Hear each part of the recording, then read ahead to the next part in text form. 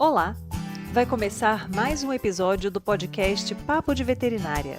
Eu sou Thaís Rocha e uma vez por semana eu converso com profissionais da medicina veterinária sobre trajetória e escolhas que moldaram sua carreira.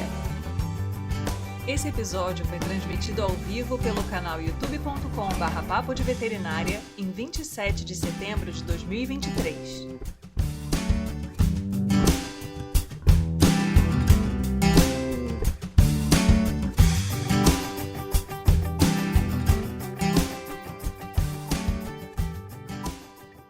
Se você ainda não despertou para todo o universo de possibilidades de trabalho com videocirurgia na medicina veterinária, esse papo é para você. Nosso convidado, Pedro Paulo Maia Teixeira, traz diversos aspectos importantes relacionados a essa área, como as abordagens menos invasivas e o uso em pequenos animais, grandes animais e animais silvestres, além também da aplicação na reprodução animal. Venha conosco conhecer mais uma área da medicina veterinária. Então, seja muito bem-vindo, Pedro Paulo. Muito obrigado. Fico muito feliz pelo convite. Que bom que deu certo da gente conseguir fechar essa agenda. E, mais uma vez, obrigado pelo convite. Vamos lá bater esse papo. Vamos lá. E aí, quem estiver acompanhando ao vivo também pode ir enviando as perguntas que aí a gente vai colocando aqui para tirar as dúvidas do pessoal. Então, Pedro Paulo, eu queria começar te perguntando, quando você entrou na medicina veterinária, qual era a área que você pensava em atuar? Olha, isso é bem legal da gente falar, que eu gosto muito de conversar com meus orientados e contar esse início, porque às vezes os nossos caminhos vão mudando, vão trilhando de formas diferentes. E eu digo quando, desde criança, o que sabe aquela ideia de criança que a gente falava, não, eu queria ser, eu falava também brincando que eu queria ser médico, trabalhar com animais, ó, lavar os cachorros lá com os animais, queria também dar aula. E hoje eu faço isso, né? Então, eu fico muito feliz. Mas quando eu entrei na veterinária, por incrível que pareça, eu tinha dificuldade com... Quando eu pensei, na verdade, em fazer o curso, eu pensei em fazer zootecnia, agronomia, porque eu tinha problema em ver sangue. Engraçado, né? Que hoje eu sou cirurgião. Então, quando eu entrei na veterinária, eu não gostava muito dessa área. Na verdade, tinha esse problema com sangue, que hoje eu não tenho mais. Eu gostava de cirurgia, sempre foi algo que foi meu caminho. E dentro do curso, a minha universidade, onde eu formei, ela não é tão tradicional na cirurgia veterinária, ela é muito tradicional na reprodução animal. A gente tem um professor aqui da nossa região, tinha, né, na verdade, até faleceu, foi meu colega ainda aqui na UFPA, que era o professor Otávio Mitorrache, e quase ele me tira para a reprodução animal propriamente dita. Mas eu sempre gostei da cirurgia, fazia estágios no hospital veterinário, sempre fiz estágio em clínicas também. Então, desde a parte de grandes a pequenos, eu queria estar fazendo cirurgia. Então, e hoje consigo, né? É o que eu faço. Eu sou bem, tento manter o plano, principalmente quando você gosta daquilo, né? Eu sempre falo, mesmo que apareçam outras oportunidades, não perder o foco. Eu acho que isso aí é importante. Com certeza. E é bem interessante porque tem essa questão, né, de repente você ter problema com sangue e hoje em dia ser cirurgião, que é uma reviravolta, digamos assim, na sua história. E a gente Verdade. sabe que às vezes o aluno tem alguns receios com relação a que caminho trilhar e acaba se fechando muito em áreas muito específicas, né? Então, às vezes as pessoas já entram com uma expectativa de terem uma super especialização ainda na graduação. Como é que foi isso para você? Você falou que você vivenciou grandes, pequenos, você foi ali entre áreas, né? Teve experiência na reprodução também. Como é que foi durante a sua graduação que você buscou ter essas experiências em áreas diversas? Olha, como é que eu acho que todo médico veterinário ele tem que ter uma base, tá? Mas também não, você tem que ter um foco, tá? Eu sempre converso com os alunos, a gente como professor, eu acho que é o que eu segui na minha vida, você tem que saber o que você não gosta de jeito nenhum, para você não fazer e não atuar naquilo. Colegas muito bons, e na época da graduação meus professores eram bons, mas eu odiava a parte de inspeção sanitária, tecnologia de alimentos, não era algo para mim. Então, isso aí eu já tinha que eu não queria, eu tirei notas muito boas, que era para não ter risco nem de fazer a disciplina novamente. aquelas aulas práticas de visita em abatedouro, para mim aquilo era uma tortura, eu não gosto disso. Mas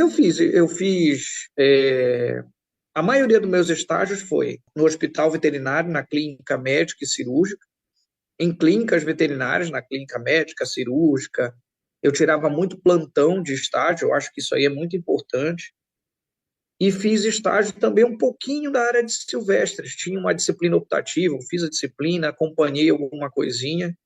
Na época tinha uns amigos, uma ex-namorada que gostava da área de silvestre, acompanhava muito com ela nas disciplinas. Mas eu sempre foquei realmente na área hospitalar, que era o que eu gostava muito. Clínica, cirurgia. E assim, a reprodução, como eu trabalhava com grandes, eu pensava assim, vai trabalhar a campo. Eu não vou trabalhar somente com a parte médica. Se por um acaso, que era o meu plano B, for atender propriedades, eu tenho que saber a reprodução animal.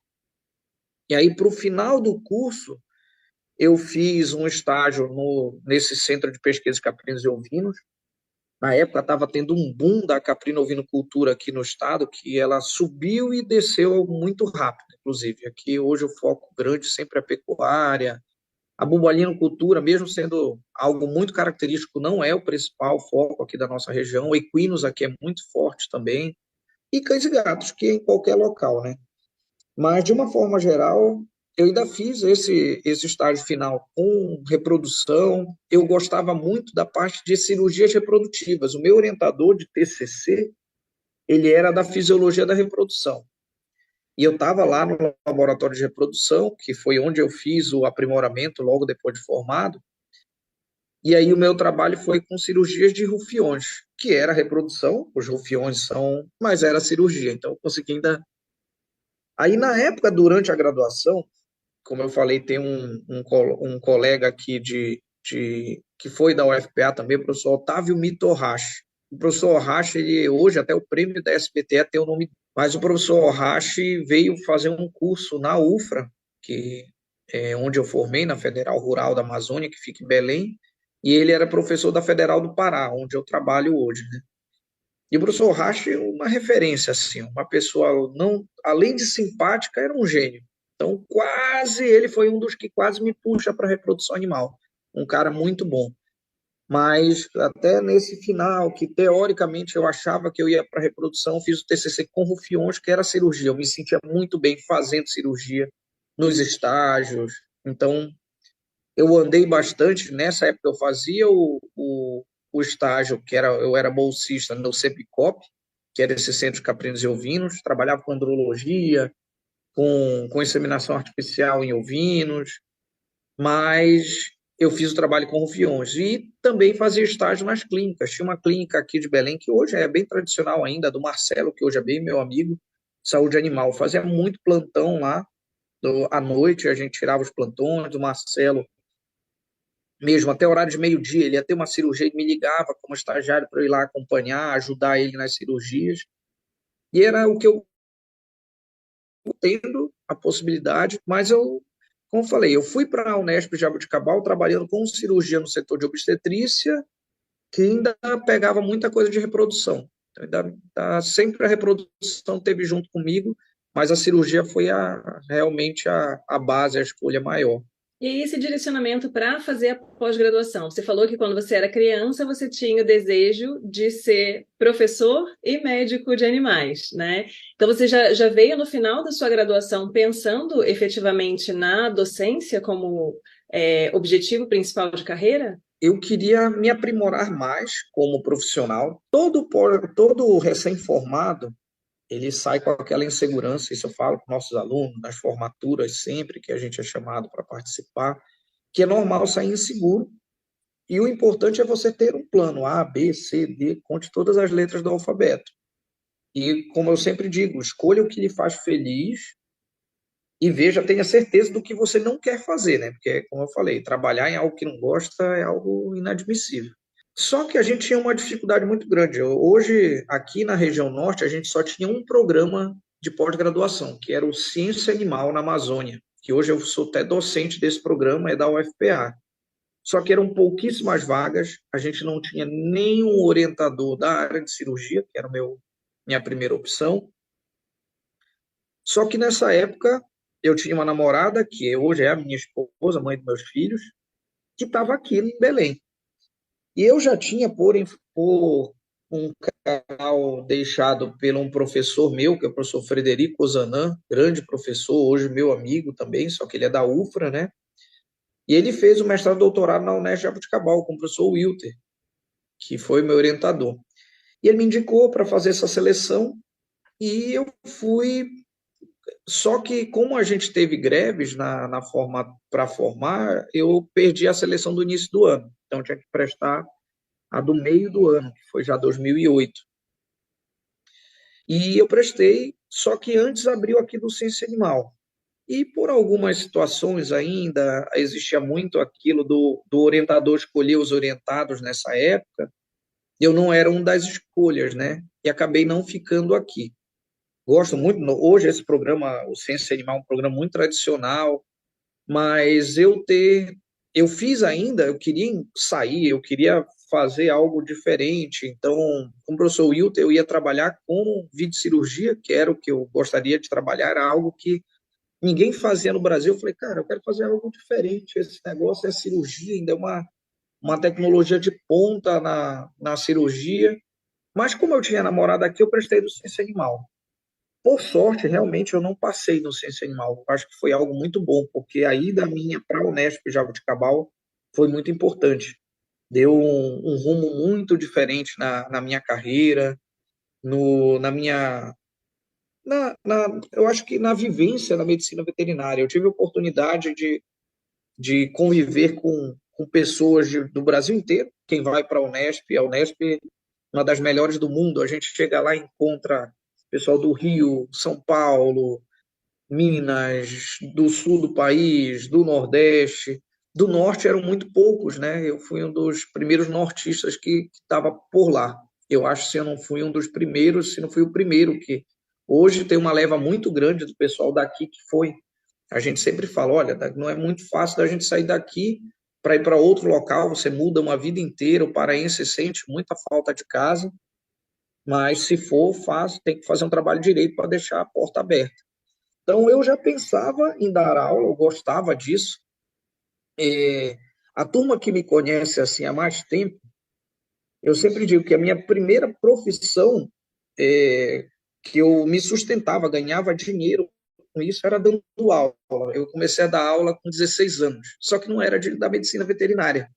Eu comecei a treinar capoeira, eu sou praticante, eu sou mestre de capoeira, e eu dava aula de capoeira. Inclusive, lá na Unesp, eu tinha um projeto de capoeira dentro da universidade. Então, eu já gostava de dar aula.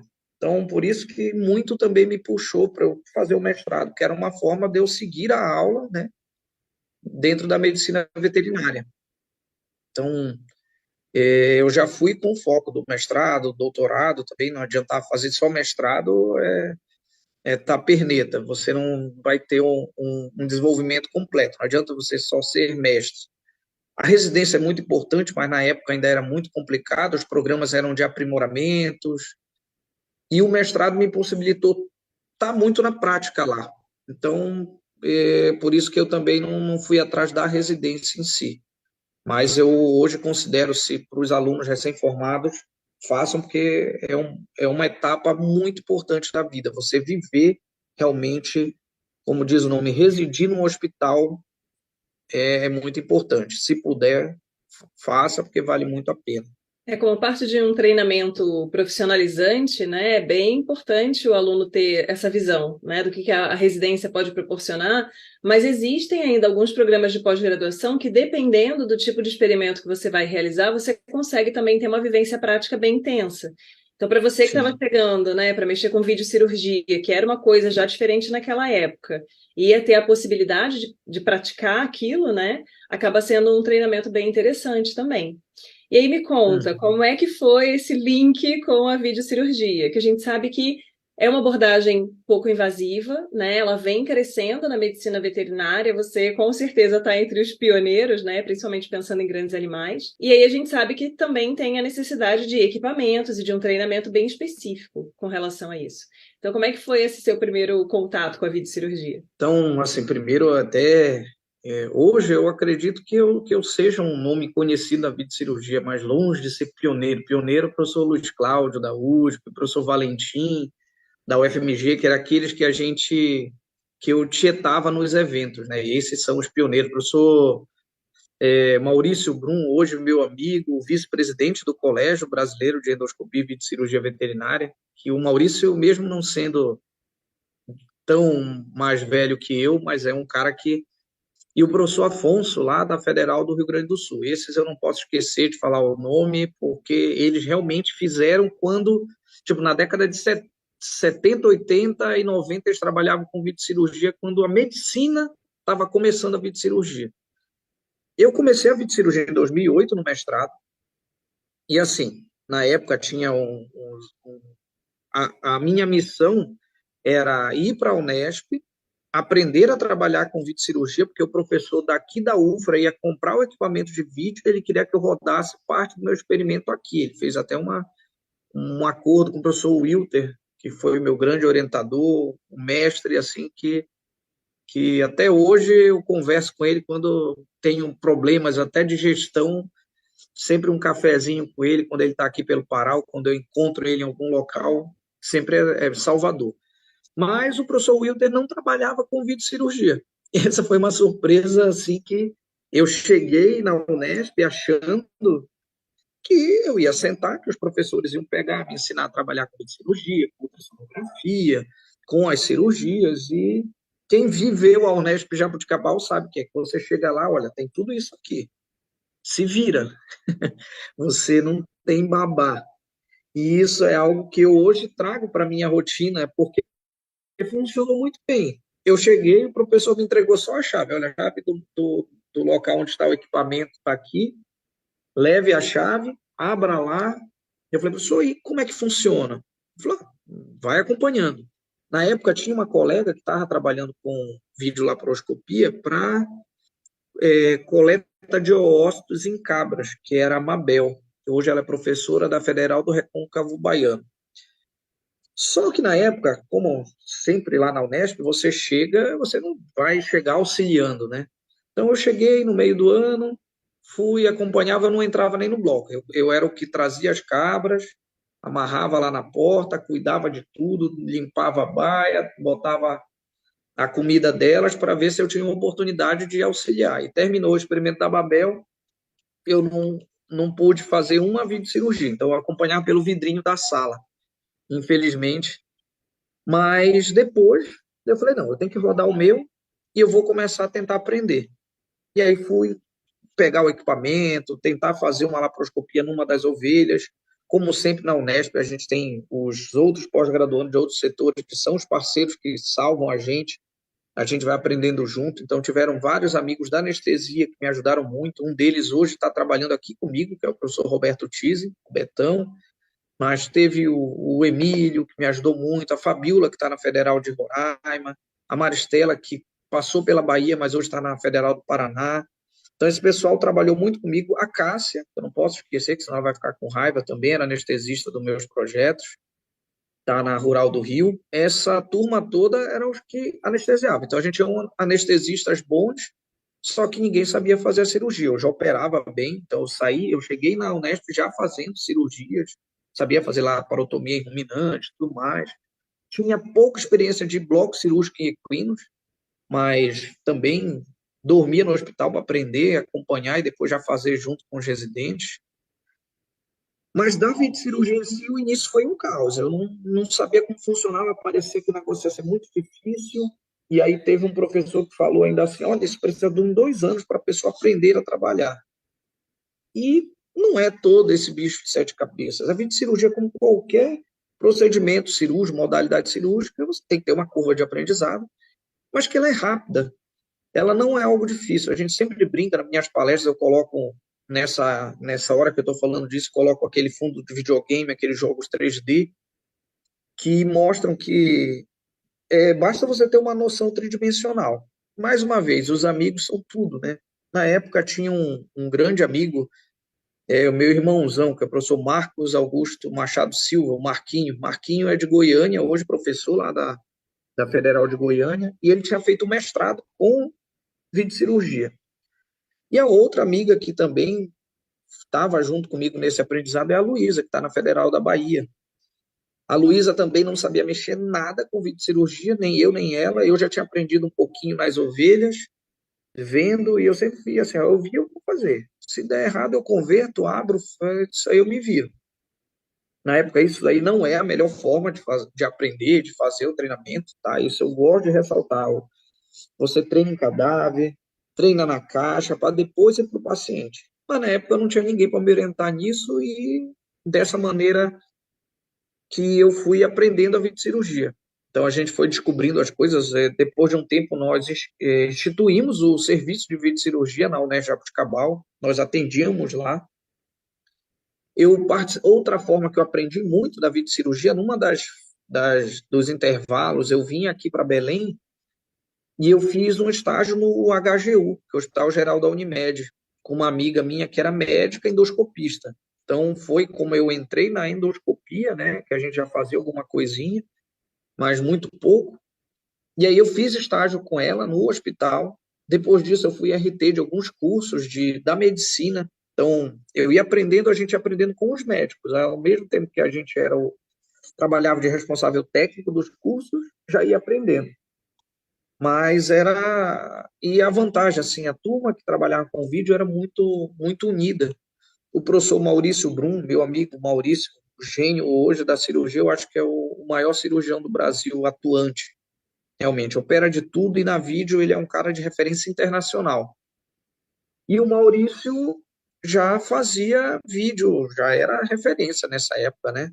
E a gente chamou ele para dar um curso. Eu e o Marco, a gente organizou um curso e a gente aprendia com eles no curso. Fez o curso prático, e eu acho que foi aprendizado nessa época que não tinha uma forma de aprender, foi a forma que a gente conseguiu. Hoje você tem como fazer em locais, universidades que trabalham com vídeo, tem como fazer cursos, pós-graduações.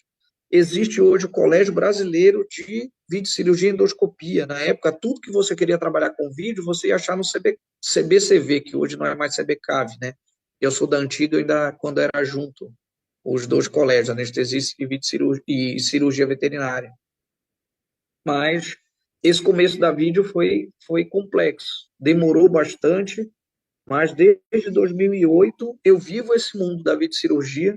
O nome do meu grupo é o VOR, né, que é Videocirurgia, Afecções Obstétricas e Reprodutivas. Hoje eu vim até com a camisa, que é o nosso grupo aqui da UFPA. E a gente participa com vários projetos de cursos em videocirurgia e endoscopia aí pelo Brasil. Hoje você tem várias formas de se encaixar e entrar nesse mundo que é fantástico. Você joga videogame e recebe para isso, então não tem como ser melhor. E aí, pensando nas indicações que a gente tem, porque, lógico que você trabalha com isso, né? Você amplifica, né, o seu conhecimento, você espalha isso para quem tem interesse, para quem tem a possibilidade de adquirir o equipamento, mas não sei, né? Você me diz, se existe uma distância entre o que a gente consegue fazer, por exemplo, numa rotina de pequenos animais e de grandes animais, porque não está assim ainda tão difundido o uso da vídeo, né? Para procedimentos cirúrgicos, isso em algumas regiões ainda está em crescimento. Então, por exemplo, aqui no Espírito Santo, a gente tem um profissional de referência que foca bastante o trabalho na videocirurgia, né? Então, são procedimentos que são pouco invasivos, em seres humanos isso já está ocorrendo há muito tempo, que a gente sabe da importância de diminuir o trauma cirúrgico sempre que isso for possível, né? Mas como é que é essa vivência, essa realidade, pensando em grandes animais e traçando um paralelo com pequenos? Legal, isso aí é muito importante. Eu gosto de contar essa história porque em 2008, para comprar um equipamento de videocirurgia era 300, 500 mil reais. Hoje você consegue comprar com 50 mil equipamentos muito bons. Se quiser comprar aquele palio usado, você consegue às vezes até com menos de 20 mil. Tá?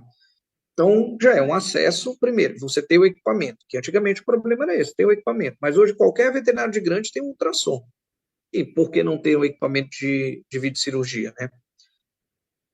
Aí no Espírito Santo tem até um colega, que você entrem depois, vejam lá o Instagram dele, eu não conheço ele pessoalmente, mas acompanho no grupo do colégio, que é Videocirurgia Capixaba. Então ele trabalha com vídeo aí. E eu Dele acho que eu que tem falei. vários. O Márcio Isso Aranha. aí. Ele operou minha gata, não foi por vídeo, mas ele operou minha gata. Ainda tinha que ter por vídeo.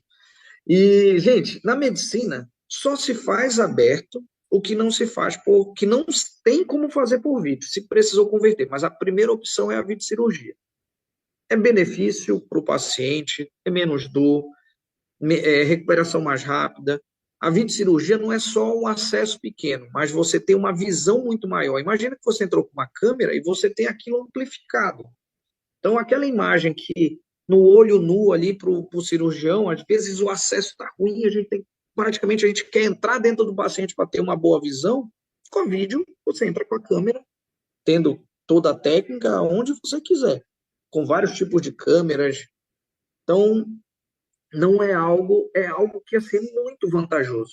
Tá? Então, não vale a pena fazer realmente cirurgia aberta se você tem a possibilidade da vídeo. Isso aí é uma realidade para a medicina e é para a medicina veterinária. Na medicina veterinária ainda tem, porque ainda temos poucos profissionais que realmente abraçaram. E muita gente me pergunta, por que que a videocirurgia ainda não explodiu? Porque o médico veterinário tem na cabeça aquilo é muito caro, que não sei o quê, que para o proprietário. Então, ele cria essa barreira. Então, nós, profissionais, que criamos. Se a gente chegar num local e falar assim, não, olha, a gente castra aqui sua cadelinha, sua gata, se você quiser. Falar, ah, tá. Quanto é a cirurgia aberta? Não, a gente faz por vídeo. Ah, mas aberta é mais barata? E o médico veterinário fala, ah, eu vou ajudar essa proprietária, vou fazer mais barato para ela fazer o procedimento. Não, faça, oferece por vídeo. Só é para fazer aberto se não tiver condições. Porque com 3 dias não tem nem cicatriz mais. Então, olha o benefício que você traz para o paciente. Eu sou apelão. Quando eu estou nos cursos, eu falo, imagina se fosse a sua mãe que estivesse fazendo a cirurgia. Você ia dar essa opção? Ah, não, faz aberta aí. Não, faz por vídeo. Você não ia dar essa opção se fossem seus filhos. Você ia escolher assim, não, vou pensar se eu vou fazer aberta por ser mais barata. Não, você não ia pensar isso. Então, na medicina veterinária, a gente profissional ainda tem esse limitante. Como eu falei, na época que eu comecei, tinha o professor Valentim, que trabalhava com vídeo em ruminante. Ele era a maior referência. O professor Peterson, da Federal do Paraná, não posso deixar de falar o nome dele, ele também. O cara parece que dorme no formal. O Peterson está ficando mais novo que eu, mas esse bobear, o Peterson tem uns 20 anos a mais. Desculpa se aí estiver ouvindo aí, Peterson, não é que tá velho, a cara tá mais nova, mas o tempo que eu te sigo na videocirurgia tem quase isso aí. E esses todos trabalham com videocirurgia em grandes. Em equinos, a aplicação é muito mais justificada. Em ruminantes, o pessoal ainda tem muito aquilo na cabeça. Ah, não, o ruminante não sente dor, ah, não vai pagar. Aqui a gente tem gente que pede para fazer, a gente faz, e o custo não sai tão mais caro. Na Unesp Jaboticabal, que era uma universidade muito tradicional, os cirurgiões de ruminantes tinham dificuldade de aceitar que a vídeo era uma opção. Então, o professor Zé Marques, que foi o primeiro que abriu as portas, mas demorou para deixar eu fazer alguma coisa por vídeo. E eles ficavam aqui, ah, esse menino, o menino lá do Wilton, o menino da selva, que eles me apelidavam, né, que eu vim daqui do Pará, ele faz a vídeo, vê se ele faz tal coisa. E eu tudo, não, vamos fazer. Então, depois que eles foram vendo que muitos casos que eles não conseguiam solucionar na laparotomia, palpando, eles falaram, não, esse negócio aí realmente dá para resolver. E na reprodução animal, ela é muito aplicável. Então, em pequenos ruminantes, foi até o que eu falei no congresso de buiatria, principalmente, né, que eles me pediram, é o carro-chefe, mas a terapêutica é fantástica. Então, quando você vê que às vezes a videocirurgia é a única solução de resolver o problema, que aberta não vai dar certo, ou o trauma vai ser muito grande, a consequência de aderências, lesões pela cirurgia convencional não vai ser suficiente para resolver o problema. Então, a videocirurgia é a melhor opção. O equipamento está mais barato, hoje você tem onde aprender a videocirurgia. Então, em 2008, quando eu comecei, eu tinha essa desculpa, o equipamento era 300 mil, não sabia, eu tinha que ir lá para o Unesp de Cabal e me virar para aprender. Hoje não, hoje você tem, em todas as regiões do Brasil, tem um profissional que trabalha com videocirurgia. E as universidades que ainda não têm, eu falo com meus colegas, vocês estão para trás. Uma clínica grande que não trabalha com videocirurgia, ela está defasada, ela precisa trabalhar com videocirurgia. E a campo, o profissional que não pensa nessa possibilidade, ele ainda está lá na década de 90. Então, pensando nas indicações principais que a gente teria em grandes animais, o que está mais encaixado na sua rotina em termos de aplicabilidade da videocirurgia nessas situações que você falou, olha, né, essa situação aqui é bem mais interessante do que você fazer uma cirurgia aberta. O que a gente tem tido mais de rotina aqui, principalmente porque a bovinocultura de leite cresceu muito aqui para a nossa região, são compactações de retículo em que em um procedimento que a gente não põe nem pijama cirúrgico nesse caso, o avental, o capote completo, porque a cirurgia é uma cirurgia percutânea, assim, que você faz ambulatorial. É semelhante à técnica de colocação de sonda gástrica dos médicos, com a diferença que não é existe a técnica de endoscopia, mas tem a técnica de laparoscopia. Então eu entro com um portal, vejo o rumen, entro com um segundo, trago esse rumen aqui na parede, fixo ele, passo uma sondinha de Foley. Esse paciente que estava compactado, eu consigo hidratar, eu consigo, ele consegue eliminar aquele gás que às vezes induzir um timpanismo e trazer a morte. Então, esse é um procedimento que a gente tem feito com uma certa rotina aqui. Experimentalmente, em cavalo, eu fui em Viçosa, a gente desenvolveu lá um procedimento que é até um mestrado, e a gente está querendo aplicar isso na rotina de compactações de seco, que é a mesma prática. Entra com uma câmera, via o seco, pega ele com outro portal lá, traz ele na parede, por um furinho do tamanho do meu dedo mindinho, passo uma sondinha de Foley e consigo hidratar esse seco e descompactar um paciente com cólica. Imagina isso, o que a gente consegue fazer? E é procedimento de 10 minutos, 8 minutos, 5 minutos, então é bem rápido. Esse eu acho que é o carro-chefe hoje que eu defendo. Mas tem os tradicionais, deslocamento de abomaso, fora do Brasil não se faz aberto isso, porque o trauma é muito grande, a chance do paciente vir a óbito, então por vídeo é a melhor opção. E no sul do país se faz muito. Aqui a gente tem pouco deslocamento, porque a nossa produção de leite também é muito a campo, então não acontece mais esses deslocamentos de animais confinados. Outro procedimento, a laparoscopia exploratória. Entro com a câmera, vou observar um procedimento que faz com o animal no tronco, com bloqueio de lidocaína. Então, totalmente aplicável e necessário. Tem as biópsias hepáticas, suspeita de intoxicação. Não fico mais imaginando como é que está esse fígado, não. Entro lá, tiro, faço uma biópsia do fígado, mando para o patologista, e aí eu vejo realmente como é que está esse fígado, se esse caso é mais fácil de eu tratar ou não, fecho o meu diagnóstico de suspeita de intoxicação, também muito rápido aplicável. Aqui a gente tem uma rotina bem grande dos criptorquidas, principalmente, os manga-largas. Então, criptorquida por vídeo, muito aplicável, fácil de fazer, aberta a cirurgia é terrível. Tem um amigo que é o professor Rodrigo Norberto, que estava em Lavras, na época que a gente foi fazer uns trabalhos lá em Viçosa, o Rodrigo sempre falava que, o criptorquida, como é que tá fazendo? Eu falei, cara, não tem problema que eu faço por vídeo. Eu falei, pô, bicho, mas tudo o teu fica mais fácil que tu faz por vídeo. Eu falei, então tá faltando começar a fazer por vídeo aí também. Rodrigo muito tradicionalzão, mas eu já falei para ele que a gente tem que trabalhar com a videocirurgia em grandes, ela não tem justificativa. Tem cavalo aqui a gente pega fácil, um cavalo com mais de 100 mil, mais de 300 mil, 500 mil o valor de um equino desse. Será que não paga para você fazer o procedimento por vídeo? Os colegas a campo. E hoje uma rotina, a gente tem um equipamento que é uma câmera, só que ela tem a visão dela 90 graus, então ela olha para cima, assim. Que é uma câmera que o pessoal que trabalha com dentes também pode fazer, porque fazer odonto é um caos. Você abre aquela boca do cavalo que abre só isso aqui, imagina essa visão. Vocês estão vendo meu rosto aí? É isso que eu enxergo dentro da boca do cavalo. Quando eu entro com a câmera, eu vejo assim. Eu aponto para onde eu quero. A câmera, essa que a gente tem, o fabricante chama de horoscope, ela tem uma visão para frente e uma visão para cima. Você troca no botão. E ela é Wi-Fi ainda, você conecta ela no celular e está fazendo a campo. E essa mesma é a que eu faço laparoscopia também. Então, são equipamentos hoje que estão baratos. A China veio aí para baratear tudo, né?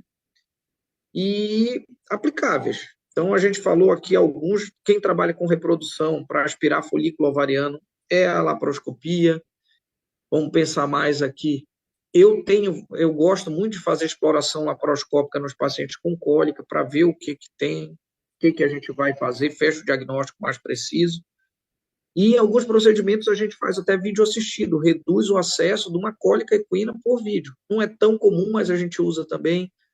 Um outro, que esse agora a gente já saiu do experimental e já está na etapa aplicada em pacientes. É novo, mas as hérnias umbilicais, as cirurgias umbilicais em bezerros, a gente faz tudo por videocirurgia. Inclusive, essa linha eu acho que é o trabalho que eu tenho mais de peso na produção científica, que a gente publicou aí na Nature, o primeiro trabalho de cirurgias umbilicais.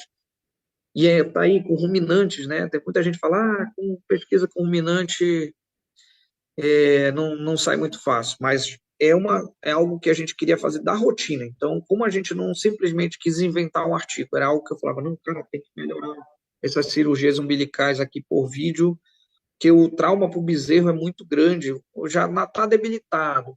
Você ainda vai fazer uma cirurgia de abdômen aberto num animal, vou ter que fazer uma anestesia muito pesada com xilazina, deprime muito. Faço por vídeo, às vezes faço só uma sedação, um cheirinho e consigo fazer o resto tudo por laparoscopia com bloqueio local. O paciente sai andando normal e até a correção de hérnia a gente consegue fazer por vídeo. Ou seja, depois disso até eu quero fazer videocirurgia agora, que é bom Vamos demais, trabalhar. né? Tem que levar para a rotina, como eu falei. Se Ainda sou todo time cirurgião tem clínica, porém a gente sabe que a gente precisa realmente de um refinamento, e eu acho que essa informação que você trouxe é muito interessante. Existe uma relutância no próprio profissional de implantar abordagens novas que ele considera diferentes, e às vezes a pessoa nem chegou aí atrás e já pensa, nossa, mas isso aqui deve ser difícil demais de fazer, deve ser caro demais, né? De repente eu não vou ter a destreza, enfim. Mas eu acho que é muito necessário isso. A gente tem, às vezes, em algumas regiões, dificuldade até em fazer uma endoscopia, né? Que é um procedimento menos invasivo, você vai ver lá uma via respiratória, de repente um estômago, alguma coisa assim, né? E aí as pessoas precisam realmente começar a direcionar para isso aí. Então, pensa em cães e gatos. Já pensou você fazer o cachorro comer um corpo estranho? Esse é o que eu mais defendo. Eu considero até maus tratos você fazer uma gastrotomia podendo fazer uma endoscopia. Então, não tem mais por que ter um estado do nosso país que não faça endoscopia. O equipamento hoje é barato, você consegue comprar uns equipamentos muito baratos se você quer começar com algo assim, eu estou inseguro. Quero comprar um meio termo, também ainda está barato. Eu quero o melhor de todos. Está menos de 100 mil. Isso contando assim, o equipamento Full HD, a gente está comprando um novo agora para a universidade aqui, bem específico, de alta qualidade, até com uma empresa bem parceira, que é a Expert, e nessa compra deu 62 mil o equipamento. Claro, tem a Expert apoiando também, ela deu um descontinho, mas foi praticamente o preço deles mesmo. 62 um quebradinho, para depois ninguém cobrar lá do Renan e dizer que está nesse preço. Ó, Renan, agora te vira isso. Se estiver ouvindo depois, tem que falar para o pessoal que é nesse preço aí também. Mas assim, é algo barato, gente, que você consegue fazer. E aí você vai abrir um abdômen, cara, uma endoscopia. Você tem como fazer curso de endoscopia em qualquer lugar hoje, Rio de Janeiro, São Paulo, Goiânia, no Rio Grande do Sul. Então, a endoscopia é algo que ela não pode não ter. É mais do que a videocirurgia, que eu até considero que precisa de um treinamentinho um pouco maior, mas a endoscopia básica não tem porquê. E hoje a gente tem profissionais em todo local, né, fazendo endoscopia. E é bem interessante a abordagem que você faz no paciente bovino ou equino, né? No caso de uma vídeo exploratória. Você faz com o animal em pé no tronco? No tronco. Essa é a principal vantagem. Quando você trabalha com grandes animais, você não deitar o paciente, você trabalhar com o paciente em posição quadrupedal. Em vários casos, um criptorquida. A cirurgia já é ruim, ainda tem que anestesia geral. Uma correção de hérnia. As próprias endoscopias, né? A gente faz com o paciente com uma sedação leve, só para não ter risco dele lhe machucar ou machucar o equipamento.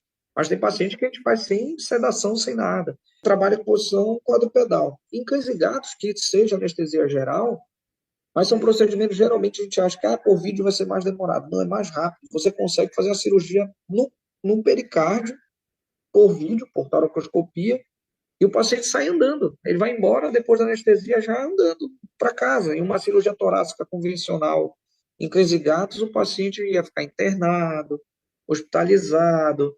Aqui mesmo, é uma das rotinas grandes que a gente tem, a cirurgia torácica em cão e gato, ou toracoscopia, que a gente consegue fazer as biópsias oncológicas. Então, o paciente oncológico faz a biópsia e o colega que encaminhou consegue tratar realmente sabendo o que ele está tratando, ele não vai sair chutando a quimioterapia que ele vai fazer, a eletroquímio dele. Às vezes a gente consegue retirar a massa inteira, então já resolve grande parte do procedimento, e isso por vídeo. Eu fui bem longe nas cirurgias recentes, a gente teve um paciente que tinha uma neoplasia na base do pericárdio. A gente retirou, o paciente ficou muito tempo bem, era um lipomão, até então pelo laudo patológico, mas voltou. A gente já está organizando para fazer de novo. Imagina que fosse 2 cirurgias abertas. Esse paciente provavelmente nem iria ter uma chance de fazer de novo, porque está tudo aderido, e existe a chance, né, de pela vídeo, né, resolver o problema. E aí, pensando nas opções de local para treinamento, que geralmente a gente considera, existindo colégio, você já tem uma referência, né, de um grupo de profissionais que trabalha na área, que tem uma certificação ali, tem uma união de classe, né, e que talvez seja uma das principais indicações, assim, procurar o que está envolvido no colégio. A gente sabe que depois da pandemia, principalmente com essa coisa do online, né, existe uma explosão de cursos sendo oferecidos em diversas áreas, e algumas pessoas ainda têm dificuldade em buscar um profissional de referência, né? Eu vou fazer o curso desse cara aqui porque eu sei que fazendo o curso dele, né, com essa equipe, eu vou conseguir aprender. Então, pensando na videocirurgia, o que você sugere, assim, o que você indica? Olha, falando em cursos, é algo que às vezes eu estou até tendo algumas pessoas que acabam se chateando com esse comentário que eu faço, tá? Mas, assim, imagine, você vai trabalhar com um cirurgião e ele falar assim, não, mas eu me formei agora e quero operar você. Você é a paciente, é humano. Ninguém quer, a gente quer o cirurgião com experiência, com residência, né? E para professor, todo mundo quer ser professor, mas não quer fazer um mestrado, doutorado, realmente entender o que é a vida de um professor pesquisador para poder dar aula. Então, hoje, a pessoa ela forma e ela faz uma pós rápida de final de semana e ela quer trabalhar como professora, como professor. Isso para mim é inadmissível. Você quer fazer a pós, ela é muito válida. Eu inclusive, ministro aula em pós-graduações de finais de semana, com muita prática, com muita qualidade. Mas se você quer realmente, não, a partir disso eu quero virar um palestrante, um professor de pós, você tem que fazer um mestrado, um doutorado, porque senão você está sendo um charlatão. E outro problema, a gente tem uma dificuldade muito grande com as redes sociais. Tem gente que posta a mesma foto dizendo que operou 1000 casos e se finge de master da cirurgia do Brasil. E o cara, na verdade, são farsantes. E como eles conseguem enganar as pessoas? Hoje, existe o Colégio Brasileiro de Endoscopia e Cirurgia Veterinária. Eu sou o atual presidente do colégio. Maurício Brum, que é a maior referência da cirurgia hoje atuante, é o vice-presidente, foi o primeiro presidente do colégio. Eu fiz um mestrado, doutorado, pós-doc em cirurgia. Outra referência, professor Marco, lá na Federal de Goiás, cara que fez também mestrado, doutorado em cirurgia, o cara que fez todos os cursos. Professora Annelise, lá no Rio Grande do Sul. Tem o professor Fernando Vechetec, lá em Alagoas. Então, para ver, a gente tem cirurgia em tudo que é lugar, gente. Eu não vou falar o nome de todos, porque eu vou esquecer o nome dos colegas e aí vão ficar com raiva. Mas o Peterson, o professor Luiz Cláudio, da USP, pô, uma referência viva. Assim, o cara trouxe a videocirurgia na época que ninguém fazia.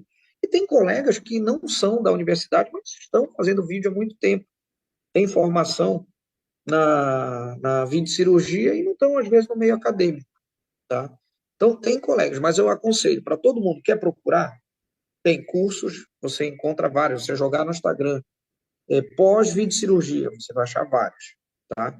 Tem dentro das universidades, que essas sempre eu recomendo muito essas vivências. Os cursos do Maurício lá na Federal de Santa Maria são fantásticos, da Annelise são muito bons.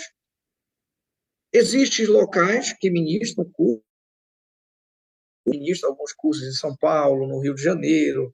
Então, e existe essas pós-graduações, mas o que eu digo sempre, pega o histórico, vê o nome do professor, Dá uma olhada se entra no Lattes. Se o cara não tem nem Lattes, ele não é para ele ser professor. Lá, Lattes é professor de universidade. Mentira. Se você é professor, você tem que ter Lattes. Se o cara não tem Lattes, ele não tem que dar aula. Então, vê lá no Lattes dele qual é a formação dele. Se ele não fez só cursos pequeninos, que isso é importante para o cara atuar. Agora, para ele ser professor, ele tem que ter, de preferência, uma residência, um mestrado, doutorado. Eu não tenho uma residência, eu fiz um aprimoramento na época, porque era o que eu encontrei. Não tinha um programa de residência assim distribuído pelo Brasil tão fácil em 2008. Existiam aprimoramentos, como na Unesp na época era aprimoramento, só que não era nada na vídeo em si. Hoje eu acho que ainda não tem uma residência em videocirurgia. Mas o nosso residente aqui, se ele quiser, ele acompanha procedimentos de vídeo. Meus pós-graduandos que rodam rotina de videocirurgia aqui, como eu rodei a da Unesp de Cavalo, eu só meto a mão, mesmo querendo muito, eu sou fominha ainda, quando eu vejo que eles não vão dar conta. E se eles bobearem, aí falar assim, professor, eu não estudei o caso, então me dá que eu vou fazer, que eu gosto de fazer. Mas tem essas possibilidades, você fazer um mestrado, um doutorado também, com videocirurgia. Essa é a melhor formação. Eu digo que você mergulha. Eu tenho um amigo que hoje ele dá aula comigo, ele foi meu aluno na pós-graduação em São Paulo, que é o Renato Leite Leonardo. O Renatinho é famoso aí no Brasil, trabalha com endoscopia e vídeos selvagens, hoje na otorrinolaringo, ele é uma das maiores referências do Brasil. E ele falava, mestre, o que eu devo fazer? Falei, cara, tu quer dar aula? Vai fazer o mestrado. Hoje ele faz o mestrado comigo aqui, e eu falo, se você quer, tem que fazer o mestrado, doutorado, no mínimo um mestrado para ser professor. Então, eu recomendo, quem quer aprender vídeo, se você tem tempo, tente procurar uma universidade que você vai viver uma rotina mesmo, ou vai para um local, um centro de treinamento, e viva aquilo, de preferência, tipo uma residência, 1 ano, 2 anos, porque é assim que você aprende. Você aprende mais quando dá errado, porque você sabe, ó, deu errado, e a partir desse erro eu vou saber como acerta, porque o cara que só fez o curso ali de final de semana, tudo dá certo. O cara que foi fazer um curso de uma semana, nem que seja na Espanha, no Japão, nos Estados Unidos, ele vai viver só o certo, ele não vai viver o perrengue mesmo. E é no perrengue que a gente aprende.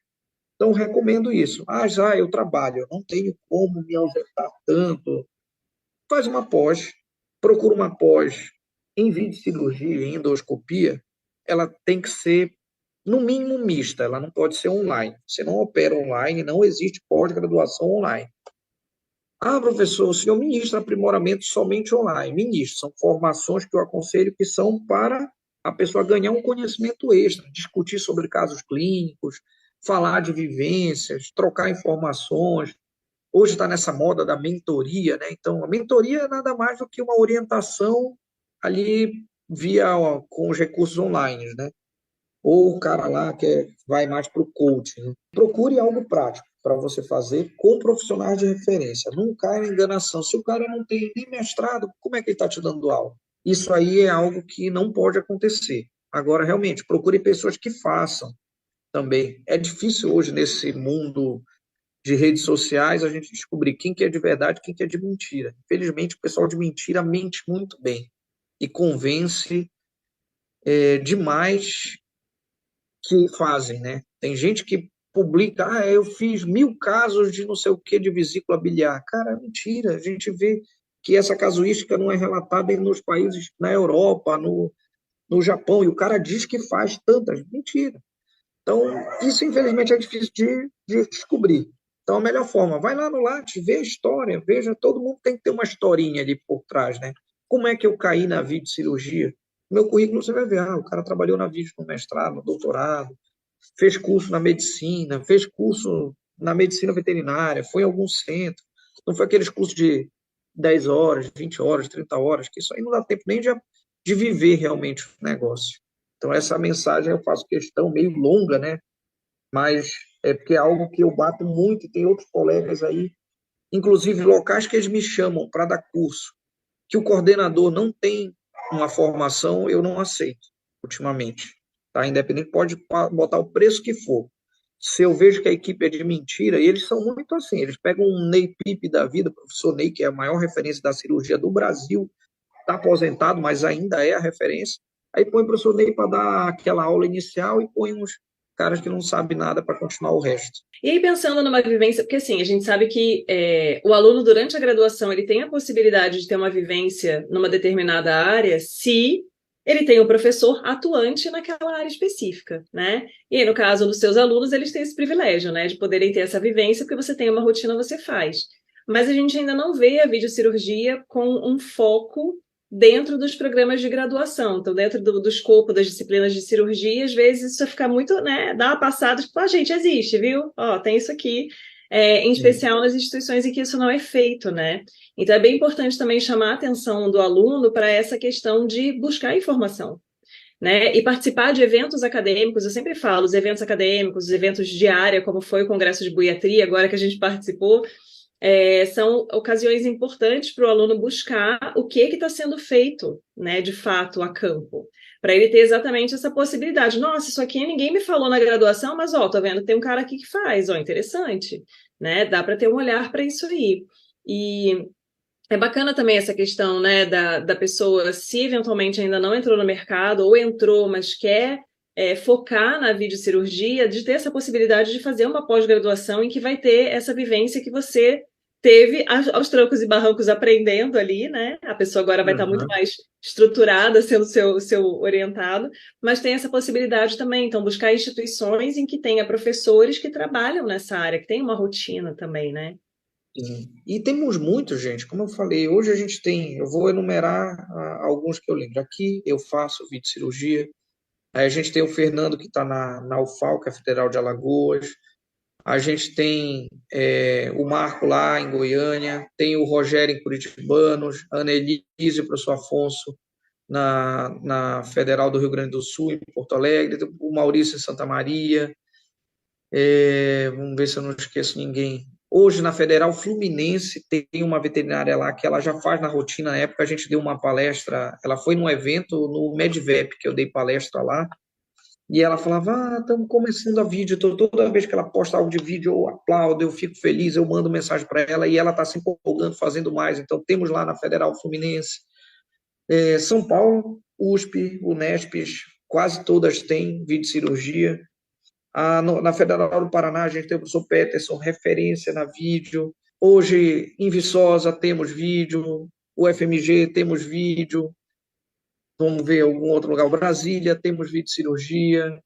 Então, gente, hoje é tanto local que você tem como, no mínimo, fazer um estágio na vídeo cirurgia em algum local. Então, e onde não tem, aí os colegas, se eu esqueci de falar o nome de alguém, depois põe aí, como está no YouTube, escreve aí no comentário, olha, eu faço vídeo aqui, o professor esqueceu de falar, que realmente é importante para quem está acompanhando aqui esse bate-papo hoje, saber das opções. A gente tem vários locais realmente que fazem hoje a videocirurgia, e onde não faz, tá bom de começar, tá? Eu sempre digo, a veterinária cresceu muito, a videocirurgia, planejamento cirúrgico com impressão 3D, a parte de imaginologia também que está desenvolvendo, hoje está crescendo muito. Nas universidades é um pouco mais difícil, porque às vezes falta recurso, mas dá para fazer. O equipamento está barato, você vai, aprende fácil, manda um orientado seu, se tem algum professor que está em algum local, não trabalhe com vídeo. Na época lá, como eu falei, os professores, o Wilton, a professora Paola, grande amiga, o professor Luiz Gustavo, que é da ortopedia, o Gustavinho, orientou pessoas da vídeo que eu orientei, e lá eles botaram o serviço. Hoje, eu acho que falta, só não tem vídeo realmente nas universidades que são um pouco menores ou aquelas que o pessoal ainda tem a cabeça um pouquinho mais fechada, porque não tem por que não ter. Qualquer cirurgia aberta, e hoje até nas ortopédicas, a videocirurgia é importante. Só que ainda temos aquela situação assim, como é que a videocirurgia ainda não chegou aqui? Ela tem que chegar, né? Temos uma criança aí na tela. Tem gente querendo aparecer na tela aqui. Se quiser Cadê dar os um oi, meninos? pode ficar à Um oi, vontade, pode rapidinho, hein? participar. Cadê? Que todo mundo gosta de dar um oi aqui sempre, ó, já vem correndo. Um oi, rapidinho. Olá, Todo tudo mundo já bem? aqui. Que Ó, aqui em casa linda! estão dois aqui. Olá, tudo bem? Tudo bom aqui. De vez em quando eles vão no hospital, tira a mãozinha. E já sabe o que o papai trabalha, com que tipo de cirurgia, filha? Vídeo Olha, que cirurgia, hein? excelente! Vamos lá, todo mundo dormiu, um beijo Muito para a câmera, um bem. beijo para todo mundo. Beijo! Beijo! Vamos, Mua! vamos, já, todo mundo para lá. Vai, vai, vai, já deu. Muito lindos! É bom demais. A maior diversão da criança é ser filho de veterinário. Eu acho que não tem profissão que seja mais legal para a criança. Para quem não conhece os colégios, né, eu já fui presidente do CBCAV, fui muito tempo seguia, hoje eu estou seguindo e sócio do colégio, que é o CBEVV, que é o de endoscopia e cirurgia veterinária. Tem palestras toda semana, todo mês a gente tem palestras atualizando com médicos veterinários, colegas da rotina, internacionais. O sócio tem tudo isso de graça. Eu sempre gosto de mencionar quem trabalha, quem está na diretoria desses colégios. A gente não recebe por isso, o colégio a gente trabalha de graça mesmo, que é algo da nossa área, mas para o nosso crescimento da profissão vale muito a pena esse trabalho. E a gente vai ter esse evento, que é para a nossa classe veterinária. Então, quem está assistindo nunca viu sobre cirurgia, vai lá e acompanha. No Buiatri eu fiquei muito feliz, eu acho que eu fui um dos poucos que falou de cirurgia, eu fui o único que falou de videocirurgia lá. Mas eu não fui o único que levou o trabalho de videocirurgia, tinha um pôster, gente. Então, o Buiatria, que é o colégio tradicional, o evento fantástico. Uber e Jobson, a gente tem que parabenizá-los, eles fizeram um evento assim nessa volta de pandemia, assim, tanto acolhedor, que faz tempo que eu não sou tão bem recebido num evento, e de qualidade mesmo, palestrantes muito bons, o local muito bom, Recife fantástico, o pessoal acolhe a gente assim, além de rever os amigos, né? Fiquei feliz de encontrar a Thaís, Kalina, o Otávio, e um monte de gente lá, né? Que a gente encontrou da Unesp, tem os que eu conheço de outros locais também estavam por lá. Então é muito legal. E esse evento vai ser uma oportunidade assim. Pessoas da cirurgia, não trabalho com vídeo, vai lá nesse congresso de endoscopia. Eu trabalho com clínica, vai lá no congresso em Juiz de Fora, eu trabalho com imagem, vai lá. Todos esses profissionais conseguem se encaixar, grandes, pequenos, selvagens. Vai ter um pouquinho de cada para você que quer ver se a videocirurgia é algo legal.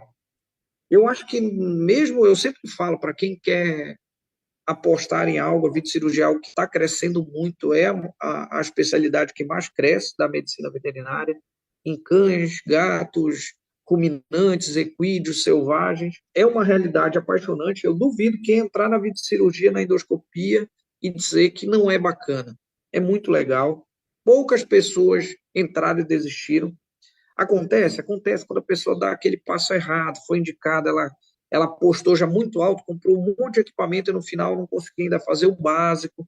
Então começa com o de rotina. Lembra lá da sua aula de semiologia? Então, a turma que está assistindo aqui, o que é rotina, rotineiramente chega, né? Então não adianta a gente querer diagnosticar o raro, porque geralmente a gente diagnostica mais o que é mais simples. Então, isso aí é importante dentro da cirurgia. Começa com o básico, biópsias, começa depois com procedimentos mais simples, a endoscopia. Então, dentro desse evento, a gente vai ter um pouco de cada. Então, quem quiser saber um pouquinho mais de vídeo, depois no meu Instagram, quem tiver interesse, segue lá, que tem os cursos que a gente ministra. Eu não divulgo só os meus, eu divulgo dos colegas. Como eu falei, não, além dos meus cursos, o meu ganha-pão é a universidade aqui. Então, quem eu puder realmente, que eu acredito que tem qualidade, eu indico, eu divulgo. Eu sou chato com isso. Se eu achar que a pessoa não é professora, eu não vou divulgar, porque eu valorizo a minha profissão. Então, a gente tem que valorizar. O professor tem que ser realmente também um pouco pesquisador, se atualizando, sabendo o que sai de novo. Todo dia de manhã é o horário que eu leio os artigos, vai uns 4 ou 5 artigos no grupo lá do VOR, dos meus orientados, e eles sabem que o que eu mando lá sempre é o que eu já li. Então, é isso que eu acho para quem quer viver esse mundo da videocirurgia. E o evento está aí, ó, para você acompanhar, como disse, é o local que você reúne um monte de pessoa, vê o que está se falando sobre aquele assunto, dependendo de específico de videocirurgia ou não, como o buiatria. Então, você está ali vendo o que tem de atual. Então, você consegue saber. Tem um monte de gente depois do Buiatria que está me procurando para fazer estágio aqui. Pô, venho aqui em Castanhal é um pouquinho longe, mas é fácil. Vou para Belém, não é tão caro quanto todo mundo espera. Está caro geral, né? Infelizmente, mas não é tão complicado chegar aqui. Aqui a gente tem uma rotina legal e tem vários outros colegas que a gente pode ir indicando. Às vezes você está num local um pouquinho mais longe, vocês têm aí o Rio de Janeiro, que está aí do lado, tem São Paulo, que também está próximo, então está fácil de encontrar quem está aí do Espírito Santo. Eu já fui na UVV dar umas palestras de vídeo também, então aí está faltando a UVV chamar alguém para trabalhar com vídeo. Eu acho que não tem ninguém. E eles têm equipamento, inclusive. Eu acho também. Temos uma pergunta aqui. Qual seria o custo operacional de uma cirurgia videolaparoscópica hoje? Depende de qual procedimento. Vamos contar aqui, vou falar um de grandes e um de pequenos. Uma castração por vídeo. O custo dela, se você já tem o equipamento custa 30 mil para você ter um equipamento bom, com várias pinças, tudo que você precisa fazer uma castração por vídeo. Se você tem um volume maior, dá para você cobrar 50% a mais do valor para pagar o seu equipamento e porque você está resolvendo de uma forma melhor do que o cara que faz ainda lá com a técnica convencional. O custo em si é o custo do equipamento, mas depois que você compra seu equipamento, ele dura muito tempo. Se você tomar cuidado direitinho, tem equipamento que dura 30 anos, 40 anos. Então é igual você entrar com uma caixa ortopédica. Você tem aquele investimento do material, mas que ele vai se pagar. O procedimento ele sai, às vezes, mais barato, porque você usa menos analgésico no pós-operatório. A sua anestesia, às vezes, pode sair até mais barato, porque você consegue deixar o paciente com menos analgesias, porque a dor é menor. Então, o custo é muito relativo, ele é praticamente o mesmo da aberta. O que tem a mais são modernos, né? Antes ou depois que você tiver, em grandes, uma laparoscopia. Como eu falei, tem um equipamento que ele é portátil, inclusive o Wi-Fi. Não é a melhor imagem de todos, o melhor equipamento. Mas para quem trabalha com grandes, você vai com uma ótica que é desse tamanho aqui, na pastinha dela, ela liga no Wi-Fi no seu celular, um trocáter, você já consegue fazer uma laparoscopia exploratória. Uma laporotomia exploratória, dá para cobrar o mesmo preço? Dá. A diferença é que você vai demorar muito mais fazendo uma laporotomia exploratória, a sutura é muito maior, o paciente vai perder peso, o prejuízo para o fazendeiro é maior, e uma vaca de leite sem produzir leite, ela está dando prejuízo. Se você vai e faz esse procedimento por vídeo, a vaca volta a produzir no mesmo dia. Cavalo, então, nem se fala. Imagina um cavalo que faz uma cirurgia de criptorquida aberta, ele vai passar 1 mês, 2 meses para se recuperar. Quando você faz por vídeo, ele está com uma semana, podendo até já começar a fazer o exercício de novo. E o custo disso? A vídeo de um cavalo, muito mais barato que deitar um cavalo fazendo anestesia geral. Então, o custo é praticamente o mesmo, operacional.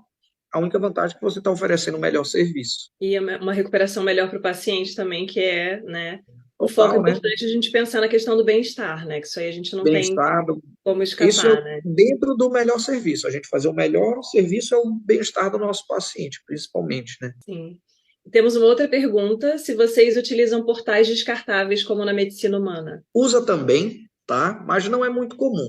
Por que que na medicina humana se usa hoje em alguns locais portal descartável? Porque o portal, ele é uma cânula, então ele é tubular. E a limpeza disso é um pouco mais trabalhosa. Nos hospitais, não é o médico que limpa, né? Na veterinária, às vezes é a gente, às vezes vai ser o estagiário, mas a gente cuida do nosso equipamento muito mais do que os médicos. O médico terminou a cirurgia, ele vai embora. E o técnico que vai cuidar. E o técnico, às vezes, está muito cansado, ele limpava aquilo no meio de mal forma, e nesses tivemos problemas, relatos de infecções, que é por culpa do equipamento ser permanente? Não. É porque ele foi mal esterilizado. Para minimizar e fazer mais prático, se criou na medicina esse uso dos descartáveis. O cara usa, terminou ali aquela cama, ele joga fora. E aí não tem preocupação de recontaminar. O equipamento acaba não sendo tão caro, mas para a medicina veterinária a gente fala, quando a gente usa muito descartável, a gente usa ele descartável, né? A gente usa umas 10 vezes até não está funcionando mais. Ah, mas pode usar um equipamento desse mais de uma vez? Pode, se você fizer a esterilização correta, autoclavável, autoclavável. Se for usar em solução, tem soluções que são próprias para fazer o ácido peracético uma opção. Hoje está chegando uma no mercado que tem um potencial muito grande para fazer desinfecção, que é o Virkon. Ainda está naquela fase ainda de legalização do uso dele, mas já tem alguns testes científicos que ele é muito, muito bom. Muito bom, a esterilização dele é possível também, mas ainda não está legalmente permitido. Então, dá para usar o descartável. Só que no custo, eu recomendo a pessoa comprar um permanente, porque ele vai durar mais. O descartável, na veterinária a gente usa descartavelmente 10 vezes, né, antes de descartar, mas não é a melhor opção. Mas se você tem, dá para usar bastante. A gente tem aqui, então aí começa a ficar muito ruim, a gente usa só para treinamento. Temos aqui comentários falando de outros profissionais. Alain Melo falou que está acompanhando diretamente de Alagoas. Helena está acompanhando lá de Jaboticabal também. Não falta aí o professor Fernando, não vou saber falar esse nome. O Vexa é um cara que é do meu tempo. A gente aprendeu a videocirurgia meio junto. Aquele primeiro curso que eu falei de videocirurgia que a gente fez, o Vexa foi orientado do Maurício. Ele veio dar palestra com a gente, é um cara que opera muito bom da videocirurgia, viu? Agora que ele tá papai de dois nenéns pequenos, ele tá meio desaparecido, mas é um parceirão, viu? Cara bom. O pessoal da UFAL aí tem um ótimo professor. E Tiago falou também que sente orgulho de estar dentro da Federal do Pará fazendo videocirurgia junto com o professor Pedro Paulo. Oh, que belezinha! E, olha, o Tiago, desde o primeiro semestre, ele trabalha com videocirurgia. É algo que eu vou falar aqui na live, vou arriscar o conselho depois reclamar comigo, mas o Tiago já faz videocirurgia, inclusive. Nos cadáveres, ele faz sozinho. Tem paciente que, claro, dentro da universidade, com supervisão, ele já faz. É um dos que é bolsista antigo do VOR aí, desde o segundo semestre. Um leque bom de trabalho. Isso é muito importante, né?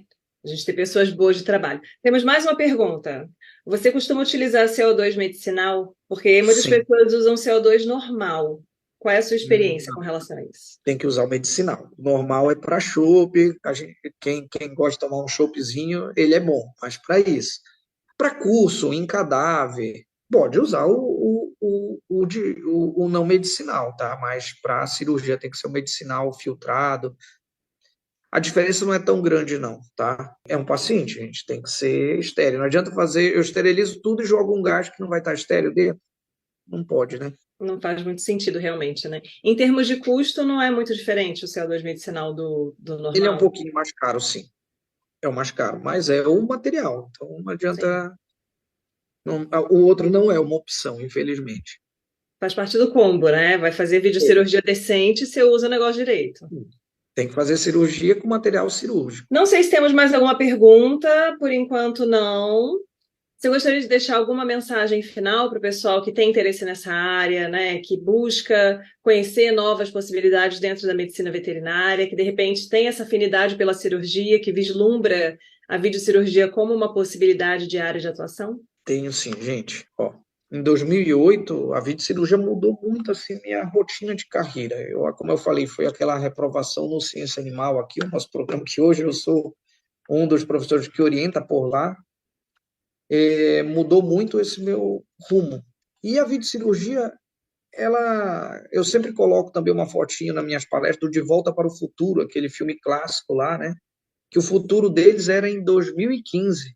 Então a gente já passou do futuro, né? A gente está em 2023. A videocirurgia é algo maravilhoso, gente. Primeiro, é legal de se fazer, é um benefício melhor para o paciente. Você está trabalhando com algo de alta tecnologia.